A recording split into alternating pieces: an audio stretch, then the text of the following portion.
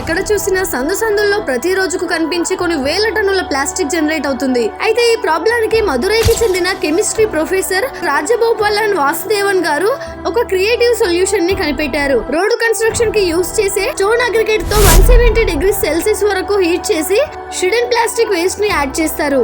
తర్వాత plastic melt అయ్యి stones కి కలిసిపోతుంది. దీనికి తార యాడ్ చేసి రోడ్స్ వేస్తారు. ఈ రోడ్స్ నార్మల్ రోడ్స్ కంటే డబుల్ స్ట్రాంగ్ గా ఉంటాయి. 10 years వరకు మెయింటెనెన్స్ ఫ్రీగా ఉంటుందని తెలిసింది. ఈ ప్లాస్టిక్ తో 1 కిలోమీటర్ రోడ్డు కి 1 కిలో టన్నుల ప్లాస్టిక్ అనేది యూస్ చేస్తారు. అలానే 2002లో చెన్నైలో మొదటిసారిగా ప్లాస్టిక్ రోడ్ ని వేశారు. అప్పటి నుంచి ఇప్పటి వరకు దేశవ్యాప్తంగా 1,00,000 కిలోమీటర్లకు పైగా ప్లాస్టిక్ రోడ్స్ అనేటివి వేశారు. తాను కనిపెట్టిన ఈ టెక్నాలజీకి ప్యాటెంట్ రైట్స్ తీసుకున్న రాజగోపాలన్ గారు ఇతర దేశాలు కొన్ని కోట్లు ఇస్తామన్నా కూడా తీసుకోకుండా ఇక్కడ మన గవర్నమెంట్ కి ఫ్రీగా అందిస్తున్నారు. రాజగోపాలన్ గారి యొక్క హార్డ్ వర్క్ అండ్ ఇన్నోవేషన్ కి భారత ప్రభుత్వం 2018లో పద్మశ్రీ అవార్డు ఇచ్చి సత్కరించింది.